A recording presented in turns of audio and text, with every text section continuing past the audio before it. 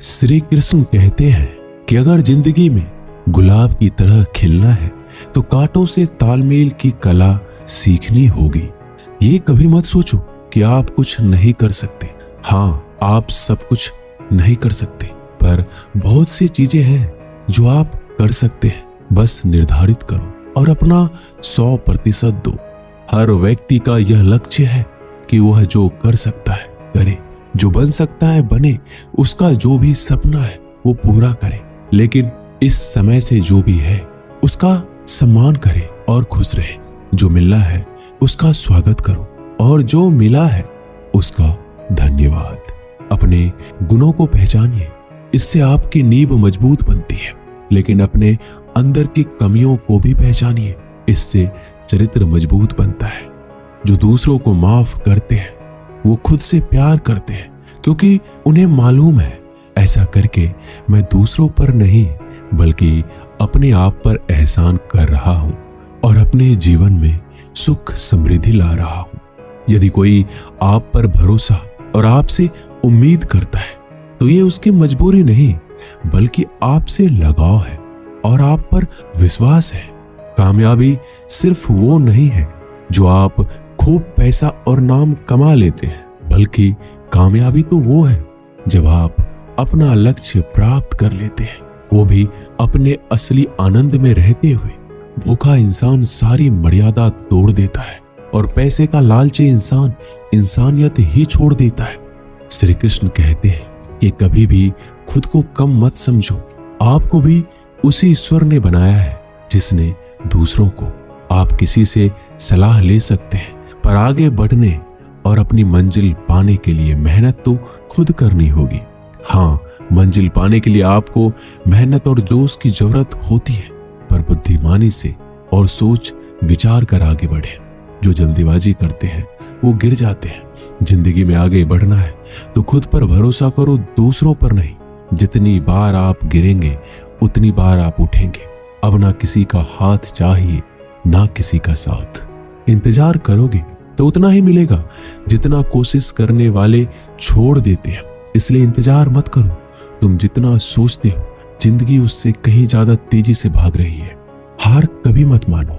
हाँ, कुछ लोग हार मान लेते हैं, पर याद रखें कि पानी में डूबने से आदमी की जान नहीं जाती, बल्कि जान तब जाती है जब उसे तैरना नहीं आता है। इसलिए हार मत मानो, बल्कि अपने प्रयास में एक्सपेरिमेंट शुरू करो। असफलता का मतलब ये नहीं है कि आप जिंदगी में हार चुके हैं, बल्कि असफलता का साफ मतलब है कि आपको इसमें सुधार और संशोधन की जरूरत है। देखो, समझो और सोचो और फिर कोशिश करो जब तक सफल नहीं हो जाते। रिश्ते मुट्ठी में रेत के समान होते हैं, जोर से पकड़ो तब भी सरकते हैं और ढीले छोड़ो तब भी। इसलिए संभल कर पकड़ो। किसी भी समस्या का समाधान इस बात पर निर्भर करता है कि आपका सलाहकार कौन है। लोग तो आपके बारे में अंदाजा लगाते हैं, आप क्या है ये सिर्फ और सिर्फ आप ही जानते हैं। श्री कृष्ण कहते हैं कि साथ रहकर जो छल करे उससे बड़ा कोई शत्रु हो ही नहीं सकता, और जो हमारे मुंह पर हमारी बुराइयां बता दे उससे बड़ा हमारा कोई मित्र हो ही नहीं सकता। सहारा इंसान को खोखला कर देती है और उम्मीदें कमजोर। अपनी ताकत के बल पर जीना शुरू कर दीजिए। आपका खुद से अच्छा साथी और हमदर्द कोई और नहीं हो सकता। जिस इंसान की सोच और नीयत अच्छी होती है, भगवान उसकी मदद किसी न किसी रूप में करने आ ही जाते हैं। भाग्यशाली वो होते हैं जिन्हें समय और समझ दोनों एक साथ मिलती है, क्योंकि अक्सर समय पर समझ नहीं आती और जब समझ आती है तो समय चला जाता है। श्री कृष्ण कहते हैं, समझदार व्यक्ति जब संबंध निभाना बंद कर दे तो समझ जाओ कि उसके आत्मसम्मान को कहीं ना कहीं ठेस पहुंची है। अपने भीतर प्रेम रखो और सबका सम्मान करो। इसलिए नहीं कि मैं कह रहा, बल्कि इसलिए कि ये तुम्हारा सौभाग्य है कि तुम इंसान हो। बस स्वयं में झांको और तुम पाओगे कि तुम्हारे भीतर भी कुछ ऐसा है जो किसी और के पास नहीं है। इसलिए इस धरातल पर जन्मा हर मनुष्य बहुमूल्य है। यदि जीवन में दुख मिले तो उसका सामना करो, या फिर ऐसे लोगों से जुड़ो जिनके होने से तुम्हारा जीवन धन्य हो जाए। कभी हिम्मत मत हारो, एक बार स्वयं पर विश्वास रखकर आगे कदम बढ़ाकर तो देखो, रास्ते स्वयं नजर आते चले जाएंगे। यदि आपका विश्वास अटल रहा तो मंजिल भी आपका इंतजार करते नजर आएगी। यदि कोई कार्य अच्छा है तो उसे तुरंत शुरू कर दो। लोगों के बारे में मत सोचो कि लोग क्या कहेंगे, क्योंकि कमी तो लोग ईश्वर में भी निकाल देते हैं। तो आप क्या चीज हो? अधिक सोचने की जगह अधिक करने में विश्वास रखो। अधिक करने की जगह सही करने में विश्वास रखो, और सही करने के लिए आपको सही सोचना होगा। अतः कम सोचो मगर अच्छा सोचो। जीवन में पैसा सब कुछ नहीं होता, लेकिन जीवन में पैसा बहुत कुछ जरूर होता है। और जो व्यक्ति बहुत कुछ को सब कुछ समझ बैठता है, अंत में उसके पास कुछ भी नहीं बचता। समय का उपयोग करके बहुत सा धन कमाया जा सकता है, लेकिन धन का उपयोग करके एक पल भी नहीं बढ़ाया जा सकता। अतः समय का सही उपयोग करना सीखो। लोहे को कोई नष्ट नहीं कर सकता, लेकिन लोहे पर लगी जंग उसे धीरे धीरे नष्ट कर देती है। इसी प्रकार कोई आपको हरा नहीं सकता, लेकिन आपकी गलत सोच आपको धीरे धीरे हार के द्वार पर खड़ा कर देगी। इसलिए अच्छा सोचो और जीत जाओ। जीवन में उछलो तो ऐसे कि सारे आसमान को छू लो। जीवन की गहराई में ऐसे डूबो कि उसके सभी चमकते मोती खोज निकालो। फैलो तो ऐसे कि पूरी कायनात में समा जाओ, और सुकड़ो तो ऐसे कि हर किसी के दिल में समा जाओ। अच्छा सोचोगे तो अच्छा वापस आएगा, बुरा सोचोगे तो बुरा वापस आएगा।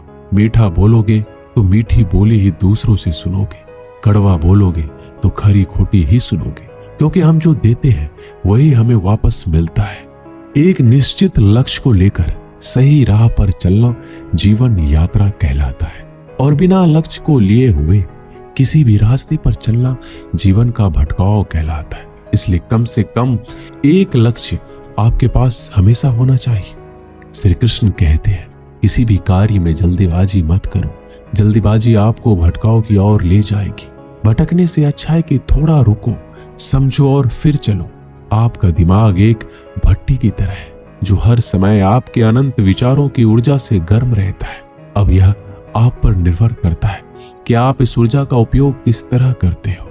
लोग कहते हैं कि हमेशा व्यस्त रहो। अच्छी बात है, लेकिन व्यस्त रहना ही काफी नहीं है। महत्वपूर्ण यह है कि आप कब और किस कार्य में व्यस्त हो। यदि आप चाहते हो कि लोग आपको पहचाने, तो अधिक से अधिक लोगों से अपनी पहचान बढ़ाओ। यदि आप चाहते हो कि लोग आपकी बात माने, तो लोगों के दिलों में जगह बनाओ। और यदि आप चाहते हो कि लोग आपको हमेशा याद रखें, तो कलम उठाओ और कुछ नए विचार लोगों को दो। अगर आप अच्छे कार्य करते हो तो दूसरों के सामने अपनी तारीफ कभी मत करो, क्योंकि यदि आपके कार्य वास्तव में अच्छे हैं तो आपके अच्छे कार्य ही सबको बता देंगे कि आप कैसे हो।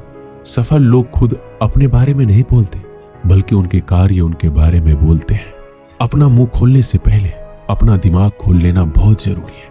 अर्थात जब भी आप जहां भी बोले, पहले खुले दिमाग से सोचे कि इसका परिणाम क्या होगा। यदि परिणाम अच्छा हुआ तो तुरंत बोल दे। यदि आप असंभव को संभव बनाना चाहते हैं, तो असंभव को पाने के लिए आपको कुछ ऐसा करना होगा जो अकल्पनीय हो। यदि आप ऐसा कर सकते हैं, तो आगे बढ़कर नया और अब तक जो सोचा ना गया हो, ऐसा कुछ कीजिए। आज दुनिया को एक ऐसे इंसान की जरूरत है जो इस दुनिया को बदल सके। आप भी ऐसा कर सकते हैं। यदि आप खुद को इस योग्य नहीं समझते, तो जरा सोचिए, अगर आप नहीं तो कौन?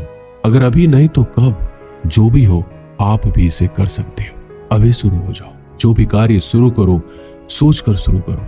यदि शुरुआत कर दो तो बीच में उस कार्य को किसी भी वजह से मत रोको, क्योंकि जब आप पीछे जाकर किसी दूसरे कार्य को शुरू करके फिर वहीं पहुंचते हैं जहां आपने पहले वाला कार्य छोड़ा था, तो जरा सोचिए, इससे कम मेहनत और इससे कम समय में आप पहले कार्य को पूरा कर सकते थे।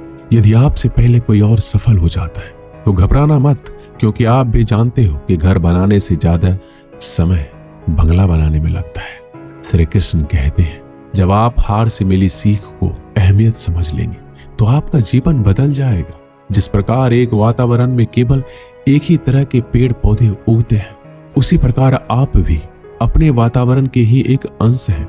यदि आप अपने आप को बदलना चाहते हैं तो सर्वप्रथम अपने वातावरण को बदलिए। आप एक ही गलती को रोज दोहराकर अपने परिणाम और अपने जीवन को नहीं बदल सकते हैं। अपने लक्ष्य को बार बार बदलने से कुछ नहीं होगा। अगर बदलाव चाहते हो तो अपनी कोशिश करने के तरीके में बदलाव लाना होगा। परिवर्तन प्रकृति का नियम है, इसे स्वीकार करें एवं इस परिवर्तित जीवन का आनंद लेना प्रारंभ करें। श्री कृष्ण कहते हैं कि आप किसी भी चीज को लेकर चिंता करना छोड़ दीजिए, क्योंकि हमारी चिंता कोई और कर रहा है।